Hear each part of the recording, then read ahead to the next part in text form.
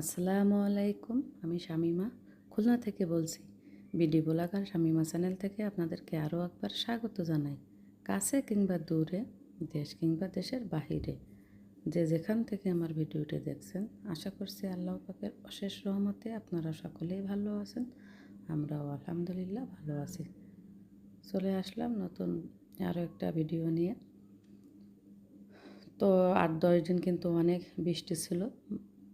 আজকে আমাদের খুলনা মানে আমাদের এখানে সারাদিনে এখনও পর্যন্ত কোনো বৃষ্টি হয়নি। তো উঠোন টুটান বেশ একটু শুকনা শুকনা লাগতেছে। তো সে কারণে নিচে নামলাম আর কি। তো এই যে কাঁঠাল গাছের ডাল দেখছেন, গাছ থেকে একটা ডাল কাটা হয়েছে, কারণ এই ডাল বাতাস হলে আমাদের ছাদের উপরে যে টিনের চালটা আছে ওই চালে লেগে বাড়ি খায়, এতে করে দেখা গেলো টিন নষ্ট হয়ে যেতে পারে। তো সে কারণেই ডালগুলো কেটে ফেলা হয়েছে। আরও আগে কাটার কথা ছিল, যখন কাঁঠাল মানে শেষ কাঁঠাল যেদিন পাড়বে সেদিনই কাটার কথা ছিল। তো যেদিনই মানে কাঁঠালগুলা পেড়ে নিয়ে যাচ্ছিলো, মানে শেষ আজ ছিল না, সেদিন এত বৃষ্টি হয়েছিল, মানে সে গাছ থেকে যে কাঁঠাল পাড়ার এই টাইম পাচ্ছিল না, সে কারণে ডালটা কাটানো হয়নি। তো আজকে আবহাওয়া ভালো আছে। আর যে আমাদের বাড়িতে যে মরিয়ম থাকে ওর আব্বু, সেও আজকে কাজে যায়নি, তো ওর কাছ দিয়ে কেটে নেওয়া হয়েছে। আর এই যে দেখছেন জাম গাছ, এটা আমার আব্বা লাগিয়ে দিয়ে গেছে। নতুন করে আরও একটা আছে, গত বছর লাগানো হয়েছিল, সেটা সেটা মেন গাছ মরে যায়, নিচ থেকে আবার গাছ বেরোয় হয়েছে। কিন্তু আমার আব্বা নতুন করে আরও একটা গাছ কিনে দিয়ে গেছে, যাতে দ্রুত ফল হয় আর কি, বড়ো সড়ো দিকে। কারণ আমার বাড়িতে কিন্তু কোনো জাম গাছ নেই। আর এই যে আরেকটি আমড়া গাছের চারা বসিয়ে দিয়ে গেছে, মানে লাগিয়ে দিয়ে গেছে। আরও দুইটা কিন্তু আমার বাড়িতে আমড়া গাছ আছে। একটা গাছে তো অলরেডি আমড়া ধরে, বেশ আমড়া হয় আল্লাহর রহমতে, যা হয় আমাদের নিজেদের খাওয়া হয় আর ভাড়াটিয়াদের দিয়ে আর কি। তো আরও একটা লাগিয়ে দিয়েছে। আরও সুপারি গাছটা লাগাতে চেয়েছিল আমার আব্বা, যে বেলের চারা আর 50টার মতো সুপারির চারা লাগিয়ে দিয়ে যাবে। কারণ আমার আব্বা হচ্ছে পান খায়, মানে চুন তামাক খায় না, শুধু পান আর সুপারি খায়। তো এখানে এসে মানে দেখে যে একটা সুপারি 15 টাকা পিস।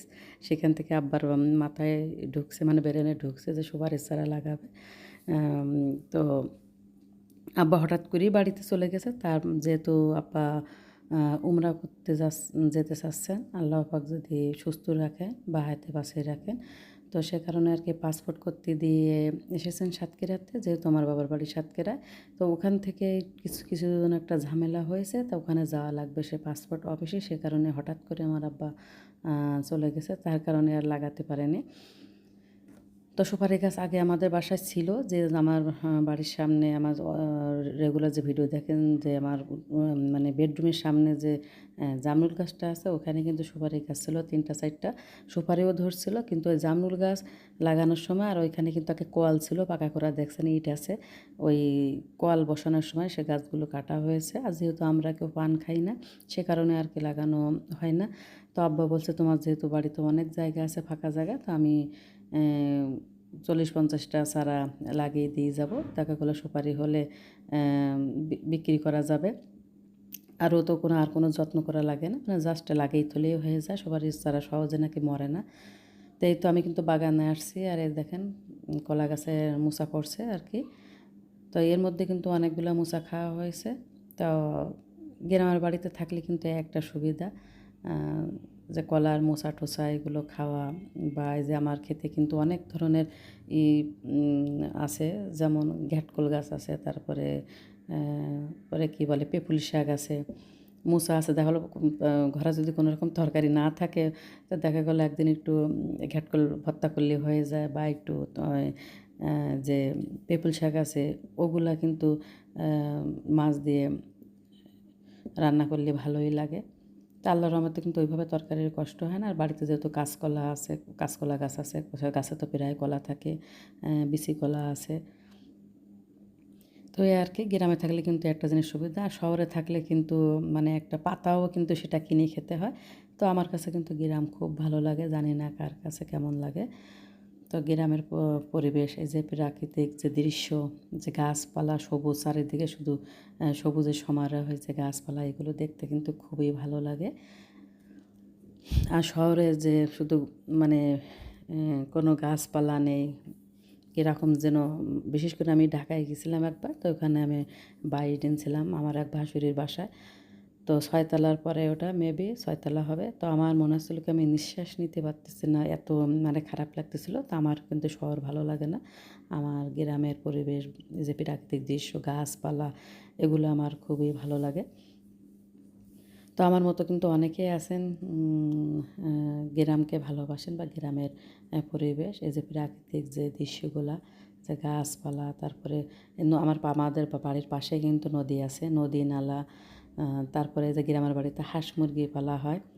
তো সবগুলো মিলে কিন্তু খুবই ভালো লাগে। সকালে কিন্তু যাদের বাড়িতে হাঁস মুরগি আছে, সকালে ঘুম ভাঙে কিন্তু হাঁস মুরগির ডাক শুনে আর কি। এই যে দেখুন, এই হাঁসগুলো আছে আমাদের বাড়িতে যে আসিয়া থাকে, ওদের ওদের আরও হাঁস ছিল, মেরি হাঁস, 9টার দাম 10টার, সেগুলো সব ওরা খেয়ে ফেলছে আর কি। আর এই সাইডটা আছে। তো আমি কিন্তু এতক্ষণ আমার বাড়ির পিছনে ছিলাম, বাগানে গেছিলাম একটু, কলা বাগানের দিকে। তো ওখান থেকে যখন ব্যাক করছে আমাকে দেখেই ওরা এই দিকে চলে আসছে। তো এই যে পানি খাচ্ছে। আর হাঁস পালতে গেলে কিন্তু একটু পানি মানে পাশে একটু এরকম ছোটো পুকুর বা গর্ত না থাকলে কিন্তু হয় না, যেখানে পানি থাকবে, এই যে দেখুন এরা কিন্তু পানিতে থাকবে, এরকম পানি খাবে। তা না হলে কিন্তু হাঁস আটকে পালা যায় না। আমি যেমন মুরগির খোপ করছি, ঘর করছি, ওটা কিন্তু আটকে পালা যায়, কিন্তু হাঁস কিন্তু ওইভাবে আসলে পালা যায় না, এরকম খোলামেলা জায়গা লাগে। আর এই তো এটা আছে ময়না পাখি। আমাদের বাড়িতে আরেক চাষি যে মুরব্বি থাকে, ওনারা পালেন এই পাখিটা। তো এই যে দেখেন হাঁসগুলা পানি খেয়ে এখন ওদের মানে ঘরে যাওয়ার বাসস্থানে যাওয়ার চিন্তা করতেছে। তো এই যে কিন্তু ওদের খোপ, ওদের ঘর, এই যে হাঁসের খোপ, হাঁসের ঘর যেটাই বলেন না কেন, এই যে। তা আসলে গ্রামের বাড়িতে থাকলে এরকম 8টা 10টা হাঁস যদি থাকে, আর তাতে যদি ডিম পাড়ে, তাহলে কিন্তু ডিমটা আর কেনা লাগে না। আর এই দেশি হাঁস মুরগির ডিমের দাম কিন্তু অনেক বেশি। আমাদের খুলনা আছে 40 টাকা, সরি 80 টাকা, 80 টাকা হালি, মানে একটা ডিম, হাঁসের ডিম 20 টাকা পিস।